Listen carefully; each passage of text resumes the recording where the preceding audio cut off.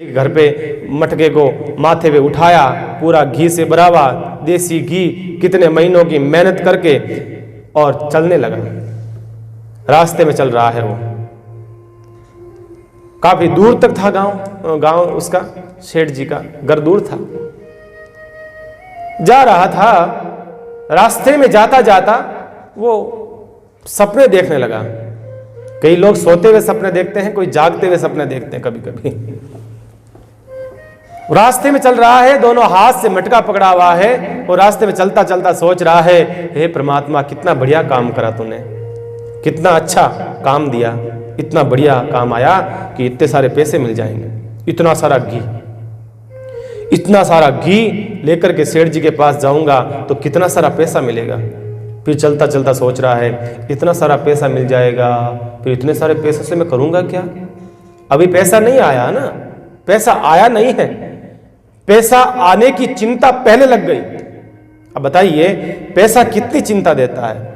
पैसे आने की चिंता पहले लग जाती है कि पैसा आएगा तो क्या करूंगा, बड़ी समस्या हो गई। इन्वेस्ट करना भारी पड़ता है। कई लोगों के पास में पैसा बहुत है पर वो इन्वेस्ट कहां करे, ये बड़ी समस्या हो जाती है। ये सच है, लोगों के पास में पैसा तो है पर इन्वेस्ट कहां करे, क्योंकि खतरा है, डर लगता है। आजकल किसी को उधार दे दें तो खा जाए, कहीं कोई प्रॉपर्टी जमीन ले लेते हैं तो भी कहीं ना कहीं डर रहता है, कहीं ना कहीं जमीन का लफड़ा नहीं हो जाए, किसी का प्लॉट किसी और के नाम नहीं निकल जाए। आजकल बड़ी समस्या हो रही है। आजकल प्लॉट जो है, एक प्लॉट कितने लोगों के नाम होते हैं, तो डर लगता है। फिर सोचते हैं कि कोई बिजनेस में लगा दें, बिजनेस में घाटा हो गया तो क्या करेंगे। आदमी के पास पैसा बड़ी आ जाता है तो भी चिंता है कि इन्वेस्ट कहां करें उनको। एफडी वगैरह करवाते हैं, कुछ करवाते हैं बैंक में, तो सोचते हैं कि बैंक दिवालिया न कर दे घोषित, बैंक बर्बाद न हो जाए, कहीं डूब न जाए पैसा, डर ही डर है। तो आदमी सोच रहा है कि इतना सारा पैसा आएगा तो फिर मैं पैसे का करूंगा क्या। फिर सोचा कि अभी मेरी एक भैंस है, इतना सारा पैसा आएगा तो एक भैंस और लेके आ जाऊंगा। फिर धीरे धीरे उन भैंसों के द्वारा 2 भैंसें हो जाएगी, फिर धीरे धीरे घी और होगा, घी और निकलेगा तो और घी को बेचूंगा। ऐसे करते करते 2 भैंसों से फिर 4 भैंस लेके आ जाऊंगा, और 4 भैंस आ गई तो फिर तो चारों तरफ घी और दूध की नदियां बहेगी, और अच्छा पैसा आएगा।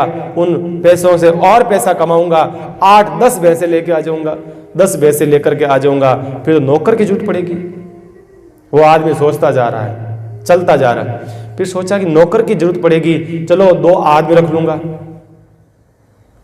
2 आदमी रखना पड़ेगा फिर सोचा 2 आदमी रहेंगे और दोनों आदमी काम करेंगे, मैं सामने खड़ा रहूंगा, मैं कहूंगा ऐसे नहीं ऐसे कर, ऐसे नहीं ऐसे कर। फिर मैं उनके ऊपर जोर लगाऊंगा, फिर धीरे धीरे और मेरे भैंसें बढ़ेगी। एक बड़ी जगह ले लूंगा फिर मैं, कि छोटी जगह तो बैठता नहीं है, जगह लेनी पड़ेगी बड़ी, तो बड़ी जगह ले लूंगा मैं, बहुत सारी बड़ी जगह, वहां पर भैंसों को सबको रखेंगे। अब इतनी बड़ी जगह हो जाएगी तो उसको फिर बनाना पड़ेगा, मकान बनाना पड़ेगा ना। रहूंगा कहाँ, छोटे से इसमें थोड़ी रहूंगा, मकान के अंदर पुराने से खंडहर में। अच्छा बढ़िया 2 मंजिल का मकान, 3 मंजिल का मकान बना लूंगा, पैसा आएगा तो। सोचता जा रहा है, 3 मंजिल का मकान बना लूंगा और घर के बाहर ही एक मोटी सी दुकान बना लूंगा, दुकान बन जाएगी बड़ी सी, और फिर नौकर चाकर काम करेंगे और फिर मैं बैठ जाऊंगा कुर्सी पे। फिर मकान बन गया, भैंसें इतनी सारी हो गई, नौकर चाकर हो गए, और मैंने शादी नहीं करी अभी तो। फिर शादी करूंगा, अच्छे खासे पैसे आ जाएंगे, फिर शादी कर लूंगा मैं। शादी करके पत्नी आ जाएगी घर के अंदर, और अब ऊपर पत्नी काम करेगी, घर का काम संभालेगी। धीरे धीरे भगवान की कृपा से बालक हो जाएंगे, 1 बच्चा होगा, 2 बच्चे होंगे, 3 बच्चे हो जाएंगे। फिर पूरा परिवार, हरा भरा पूरा परिवार होगा, नौकर चाकर होंगे, भैंसें होगी, गाड़ियां चलेगी, दूध बिकेगा, दही बिकेगा, घी बिकेगा, पनीर बिकेगा, चारों ओर से फिर उस पूरे गांव के अंदर मेरा नाम हो जाएगा। मुझे लोग सेठ जी कहेंगे। फिर इतना पैसा हो जाएगा गांव के अंदर, फिर मेरा एक अलग ही मेरा रुतबा होगा। ऐसा रुतबा प्राप्त करके फिर मैं जिंदगी जीऊंगा। फिर मैं दुकान के अंदर बैठा रहूंगा, मैं तो काम नहीं करूंगा, मैं तो शेठ हूं, मैं काम क्यों करूंगा। सोच रहा है सब बातें, मैं काम क्यों करूं।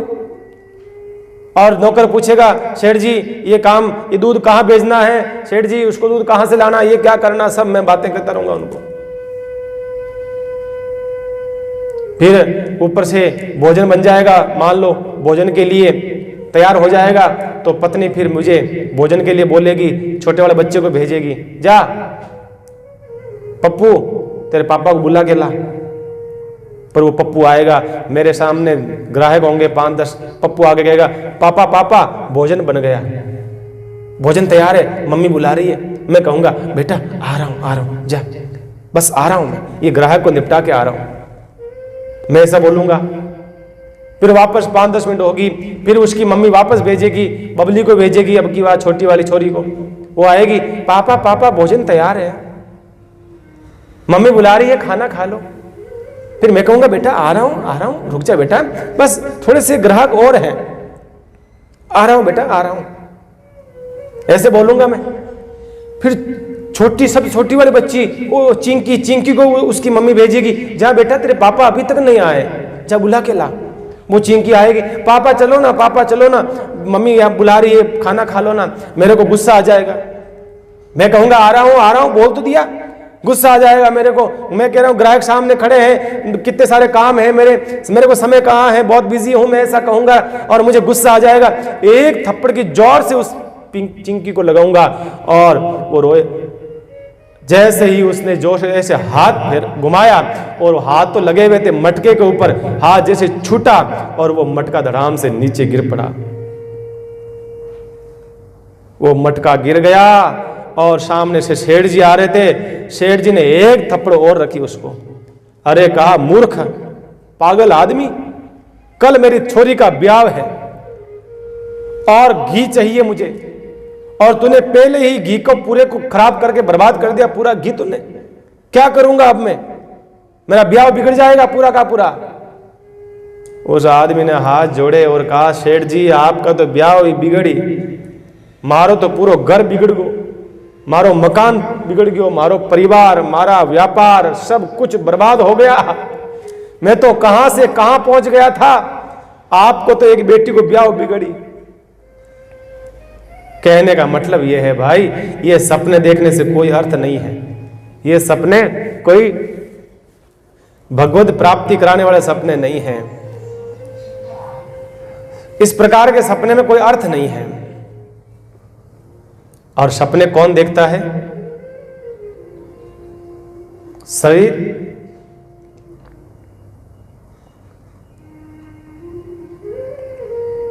शरीर दिखाता है ना। सपने तो शरीर तो सो जाता है, शरीर तो सपने क्या दिखाएगा,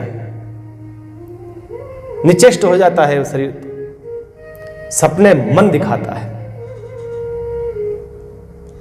शरीर का सामर्थ्य नहीं कि सपने दिखा सके। फिर धीरे धीरे आपका शरीर, आपकी इंद्रियां सारी शीतल हो जाएगी, पूरा शरीर शीतल हो जाएगा। उसके बाद में आपका मन ये काम करेगा, आपको सपने दिखाएगा। क्योंकि मन कभी सोता नहीं है, मन कभी सोता थोड़ी है। और मन सोता ही है तो हमारा संसार के लोगों का नहीं सोता है, मन सोता है योगियों का। ये भी सुन लेना, मन सोता है कोई योगी महापुरुषों का, जो इसे कहते हैं योग निद्रा। कहता है ना कि वो तो योग निद्रा में बैठे हैं, मतलब शरीर से बैठे हैं पर उनका विश्राम कर रहा है मन कुछ समय के लिए। और सो जाए, अगर मन 1 घंटे सो जाता है, 10 घंटे की भरपाई कर देता है नींद की। बताइए मन को नींद कहां आती है? मन हमारा सो ही नहीं सकता है संसार के लोगों का। उसके लिए योग की प्रक्रिया है, उसमें उतरना पड़ता है अगर हमारे मन को सुलाना है तो। और देखिए आप, जो महापुरुष होते हैं ना, योगी महापुरुष, उनको इतनी ऊर्जा प्राप्त हो जाती है, मन सोने के बाद में ऊर्जा प्राप्त होती है, बहुत एनर्जी मिल जाती है हमारे मन को, तन को, दोनों को। फिर इसलिए महापुरुषों को देखिए आप, ऊर्जा से भरपूर रहते हैं, मस्त रहते हैं, चेहरे पे ओज और तेज चमकता रहता है, वो कोई खाने पीने से नहीं चमकता है। कई लोग कहते हैं तो खावे पीवे मौज करे जरा चेहरा मत चमक पड़े, ऐसा नहीं है। कई कई महापुरुषों को देखिए आप, ऐसे ऐसे साधक मिलेंगे आपको, ऐसे भजनिक महापुरुष मिलेंगे जिनके जो सूखे पत्ते चबा करके पानी पी करके जीवन जीते हैं, पहाड़ों में रहने वाले। उनके चेहरे को देखिए आप, चेहरे का नूर देखिए, उनकी चमक देखिए आप देखेंगे तो आपको लगेगा कि ओह क्या प्राप्त करके बैठा है ये योगी। को लगता है कि बहुत कुछ प्राप्त करके बैठा है। मन सोता है तो बहुत ऊर्जा मिलती है, तो मन स्वप्न देखता है। मन के पास कई जन्मों का संग्रह होता है, इसलिए बात है। तो हम भी स्वप्न देखते हैं, संसार के लोग। हम स्वप्न किसी एक चीज के देखते हैं तो कई प्रकार की चीजें हमारे दिमाग में आ जाती है। अब देखिए, मोबाइल होता है ना, मोबाइल में गूगल खोलते हैं हम, कुछ भी चीज सर्च करनी होती है, कुछ भी विश्व की जानकारी लेनी होती है ना, तो हम सबसे पहले गूगल को खोलेंगे। गूगल को खोल के वहां सर्च करेंगे हम, या यूट्यूब को खोलेंगे, सर्च करेंगे हम लोग। तो हम किसी एक का नाम लेंगे ना, उस नाम के कई लोग आ जाएंगे। अब आपने तो एक का नाम लिया, लेकिन उस नाम के जितने लोग होंगे सबको दिखाएगा वो गूगल, वो यूट्यूब, वो डाटा, सब का नाम बताएगा। ये है कि ये है कि ये है कि ये है। आपको जो चाहिए था वो आप कर लोगे उसको क्लिक, लेकिन वो कई नाम बताएगा, कई सारे। बस यही बात है। जिस प्रकार से गूगल ने आपका एक नाम संबोधन करने से कई नाम निकाल देता है, इसी प्रकार से मन जो है एक स्वप्न याद करने से कई जन्म जन्म की बातें याद करके बता देता है। सपने के अंदर ये हुआ था, ये हुआ था, ये होगा, ये हुआ, ये हुआ, ऐसे ही होता है। इसी प्रकार से तो भाई ऐसे परमात्मा का दर्शन नहीं होता है। भगवान की जब कृपा होती है, कृपा कितने प्रकार की? कृपा 4 प्रकार की होती है। कौन सी कृपा? सबसे पहले होती है नाम कृपा, भगवान की नाम कृपा।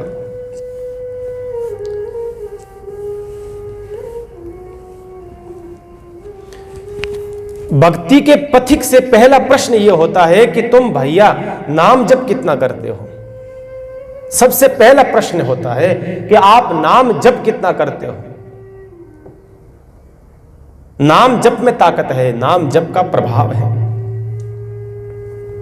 जब तक आप नाम का आश्रय नहीं लोगे तब तक आपकी वाणी में तेज नहीं आएगा। आप कुछ भी कहोगे किसी को प्रभावी नहीं होगा। इसलिए संत महात्मा, किसी को देखो, आप कहीं देखते होंगे बड़े बड़े लोग संतों के चरण में जाके गिरते हैं और संत कहते तुम ऐसा करो, वो करने लग जाते हैं। संत एक आदेश करते हैं, तुम ऐसा करो, सब अच्छा होगा,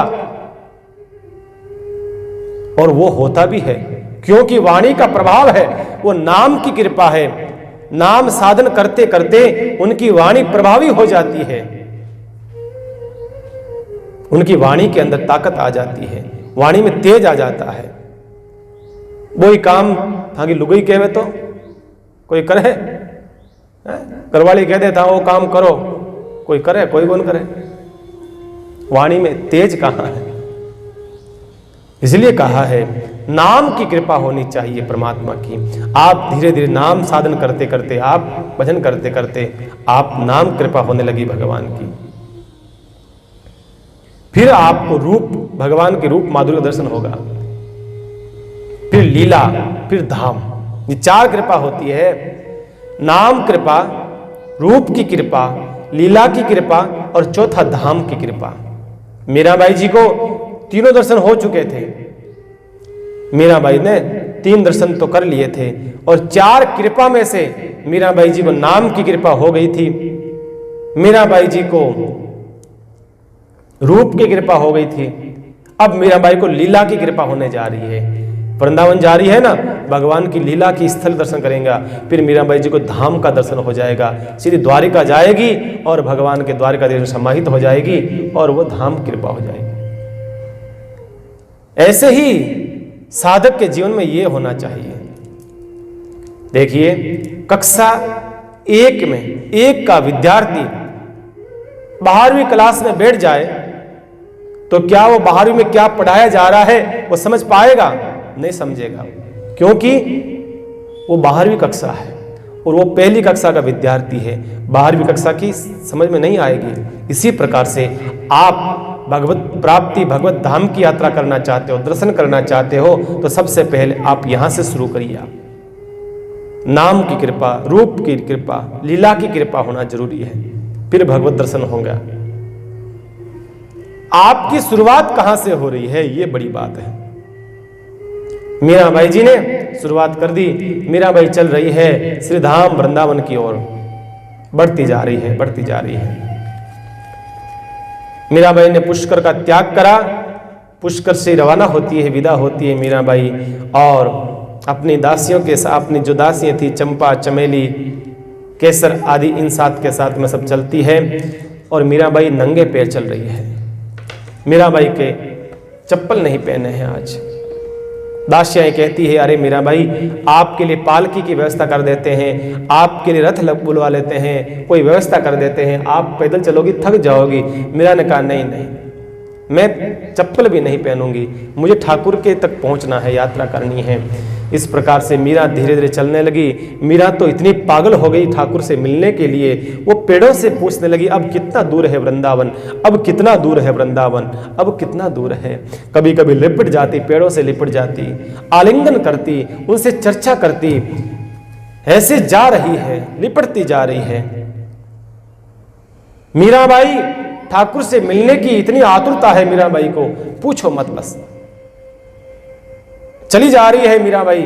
मीराबाई ने जैसे ही राजस्थान की सीमा खत्म करी, भरतपुर, इस रास्ते से पधारी थी मीराबाई, पुष्कर होते हुए सीधा, यही रास्ता था मीराबाई जी का।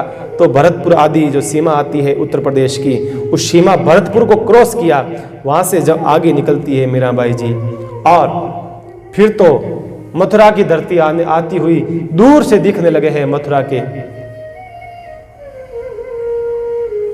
के पेड़ और मथुरा की जो सीमा दूर से दिखने लगी। मीराबाई तो वहीं लोटपोट होने लगी और दासियों से कहने लगी, दासियों, चंपा, चमेली, केसर, वो वृंदावन आ रहा है, वो वृंदावन आ रहा है, वो यमुना तट आ रहा है, वो बंसी का वट आ रहा है, मुझे दिखाई देने लगा है, मेरा बड़ा प्यारा लग रहा है वृंदावन। ऐसा अद्भुत वृंदावन का धाम है, ऐसा अद्भुत वृंदावन का धाम। मीरा कहती है, मानो कि इतना अच्छा लगता है ये वृंदावन। मैंने वृंदावन का नाम, मैंने वृंदावन की लीलाओं का दर्शन मैंने सपने में किया है ठाकुर के साथ में, और पहले जन्म का रिश्ता है ना मीराबाई जी का, इसलिए मीराबाई कह सकती है, क्या कह सकती है,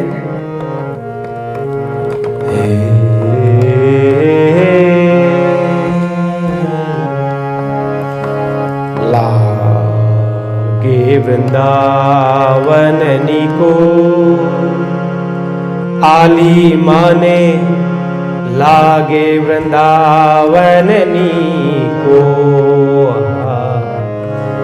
लागे वृंदावन को आली माने, लागे वृंदावन को। घर घर तुलसी ठाकुर पूजा, घर घर तुलसी ठाकुर पूजा, दर्शन गोविंद जी को आली माने, लागे वृंदावन को, लागे वृंदावन को आली माने, लागे वृंदावन को।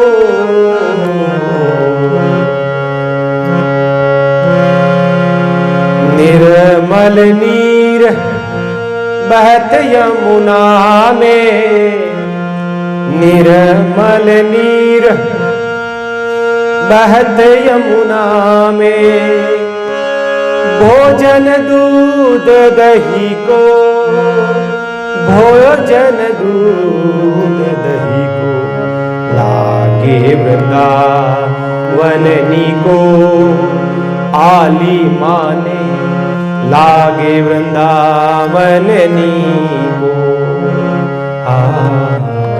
लागे वृंदावन नीको, आली माने लागे वृंदावन नीको।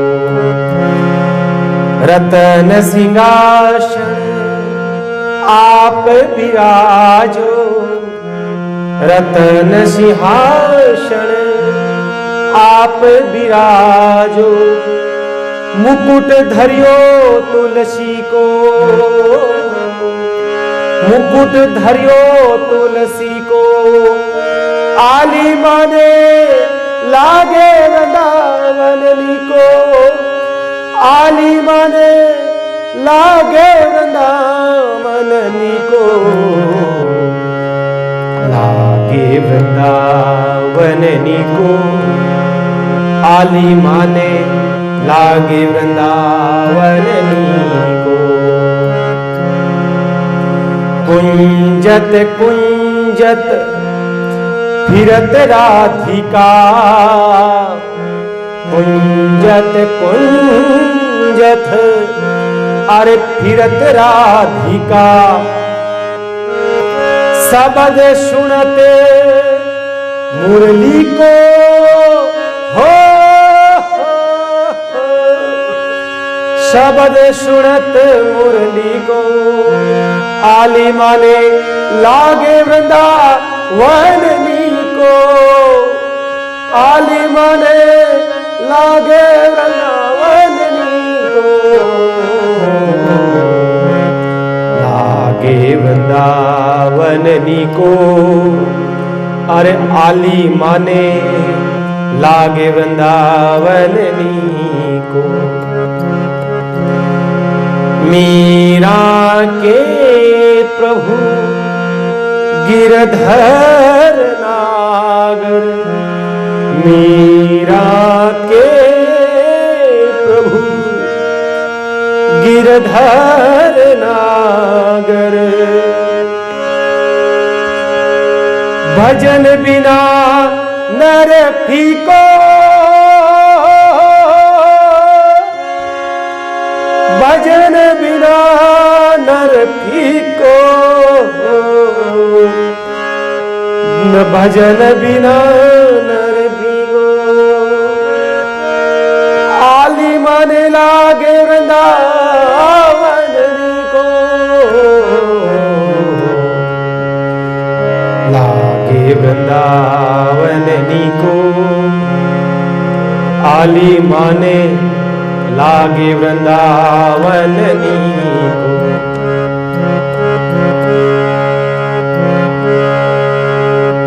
लागे वृंदावन नीको, आली माने लागे वृंदावन नीको। लागे वृंदावन नीको। ऐसे मीरा उन अपनी सखियों के साथ में चली जा रही है। ऐसा वृंदावन है, लागे वृंदावन नीको, आली माने लागे वृंदावन नीको। नीको मतलब अच्छो, प्यारो। बहुत प्यारा लगता है वृंदावन, बहुत प्यारा। क्योंकि उस काल में जब मीराबाई पधारी थी ना, उस जमाने में, आज से 500 वर्ष की पहले की घटना है ये। जब मीराबाई जी पधारी थी तब तो वृंदावन में क्या था? कुछ भी नहीं था। वृंदावन में, वृंदा कहते हैं तुलसी को, और वन जो तुलसी का वन होता है उसे वृंदावन कहा जाता है। चारों ओर तुलसी ही तुलसी उगी हुई थी, बहुत सारी। लेकिन मीराबाई ने कहा जितना भी था वृंदावन, जितना भी था, उस वृंदावन की महिमा देखिए आप। घर घर तुलसी ठाकुर पूजा, एक प्रत्येक घर के अंदर तुलसी का पौधा था और ठाकुर की पूजा थी। दर्शन गोविंद जी को देखिए। मीराबाई ने ये पद जब गाया था उस समय गोविंद जी का कहा था, ऐसे नहीं कहा दर्शन बिहारी जी को। इस पद से हमें लगता है कि उस समय दर्शन क्या थे, गोविंद भगवान के थे, गोविंद देव जी के दर्शन थे उस समय। उस समय मीराबाई ने पद में ये नहीं कहा दर्शन बिहारी जी को। अभी जो मुख्य मंदिर है ना, मुख्य दर्शन जो है बिहारी जी का है, उस समय बिहारी जी नहीं थे। उस समय मीरा ने कहा है कि दर्शन गोविंद जी को। घर घर तो ठाकुर की पूजा थी, घर घर तुलसी का बिरवा था, लेकिन दर्शन किसका था मुख्य रूप से? गोविंद देव जी भगवान का। और क्या कहा मीराबाई ने? निर्मल नीर बहत यमुना को। आहा हा हा, बिल्कुल आवाज नहीं।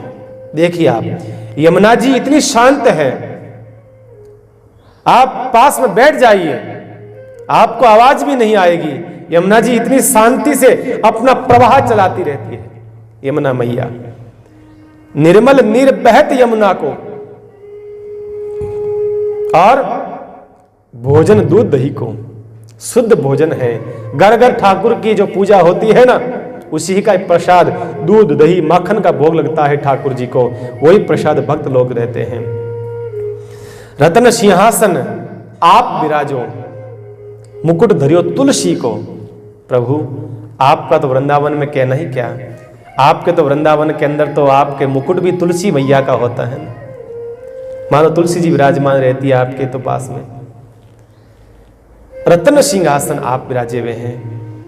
कुंजत कुंजत फिरत राधिका। कहीं जाओ आप, बगीचे में, बाग बगीचों में, कहीं भी जाओ, राधा जी का दर्शन होगा। शब्द सुनत मुरली को। और यमुना तट पर आ जाओ, कदम के नीचे आ जाओ, तो क्या सुनाई देता है? तुलसी का बड़ा सुंदर कर्ण प्रिय वो संगीत सुनाई देता है, जो कृष्ण भगवान अपने अधरार बिंदों पर रख करके मुरली बजाते हैं।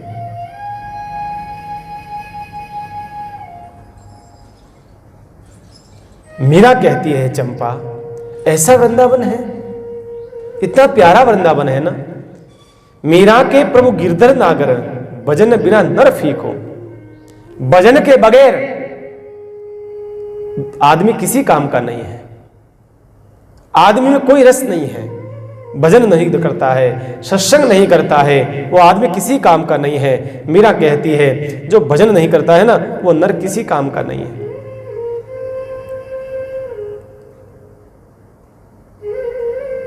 मीराबाई जी ऐसे करते हुए वृंदावन की धरती पर प्रवेश करती है। जैसे ही वृंदावन की सीमा आई, मीराबाई तो अब पैदल चलना ही छोड़ दिया।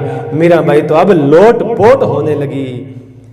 पूरा शरीर वृंदावन की ब्रज धरा से पूरा हो जाता है, धूल दूषित हो जाता है पूरा।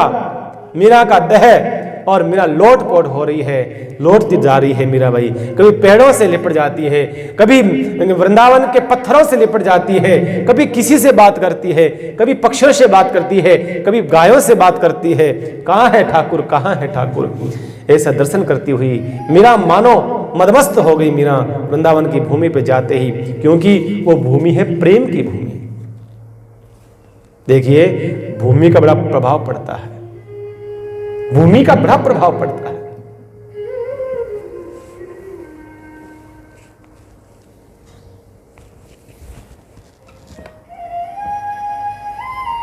भाव के सृजन के लिए भूमि बहुत प्रभावी होती है, विशेष प्रभावी होती है।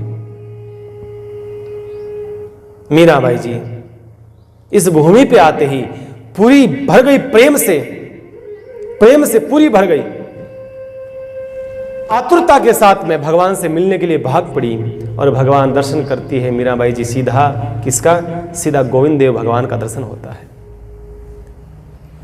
गोविंद देव भगवान का जैसे मीराबाई दर्शन हुआ, मीरा तो धन्य हो गई। दर्शन करते ही करते हो जाती है। सर्वप्रथम मैंने कल भी कहा था, सबसे पहला जो स्थान है गोविंद देव जी का दर्शन होता है, क्योंकि उसमें गोविंद देव भगवान ही मुख्य दर्शन थे वहां पर। आज मीराबाई जी को कई वर्षों के बाद में ठाकुर का दर्शन हुआ और मीरा तो करताल लेकर के नृत्य करने लगी। आज वृंदावन के अंदर भक्ति महारानी स्वयं आ गई है मानो। पागल गोपी जहां से बिछुड़ के गई थी, जिस भूमि से बिछुड़ के गई थी वृंदावन की, वहीं आज पैर रखा है। उसी ही गोपी ने पुनः आकर के उस स्थान पर पैर रखा है। वो यादें पूरी मीराबाई के दिमाग में आ गई। मैं किस प्रकार से पूर्व जन्म में गोपी थी, किस प्रकार से मैंने भगवान को मुख नहीं बताया, वो सारी घटना मीराबाई जी को याद आ गई। और ठाकुर का दर्शन करा मीराबाई ने, कहा ठाकुर अब तो दर्शन दे दो। उस समय मैं आप तरफ से दर्शन करने के लिए मेरा, आज मैं तरफ रही हूं दर्शन करने के लिए आपका। जैसे ही दर्शन करती है मीराबाई ठाकुर जी का, धन्य धन्य कृत्य हो जाती है मीराबाई, भाव विभोर हो जाती है मीराबाई। आज मीराबाई वृंदावन की पवित्र धरा पे पधारी है। अद्भुत मीराबाई ने ठाकुर का मिलन होता है। और आगे हम सुनेंगे, आगे भगवान मीराबाई कहाँ विराजती है, कौन से स्थान पर विराजती है। कम से कम 25 साल तक मीराबाई जी वृंदावन की भूमि पर रही थी। 25 साल तक, इतने सालों तक विराजती रही मीराबाई। मीराबाई ने वृंदावन में रह करके ठाकुर जी की जो लीला स्थली थी, वो सारी लीला स्थलियों का दर्शन करती, वहां पर भ्रमण करती। मीराबाई ने कौन से संत का सानिध्य प्राप्त करा, कौन से संतों की सत्संग में जाकर के बैठती थी, वो हम कल की कथा में श्रवण करेंगे। और मीराबाई के जीवन से अद्भुत कथाएं और वृंदावन की स्थापना कैसे हुई, जरा इसके ऊपर भी प्रकाश डालेंगे हम कल की कथा के अंदर, कि वृंदावन उस समय क्या था, वृंदावन की स्थापना किसने करी, कैसे करी। बड़ी सुंदर अद्भुत कथा का प्रसंग जो है कल की कथा में जरूर सुनेंगे। आप सब जरूर अवश्य सुनिए।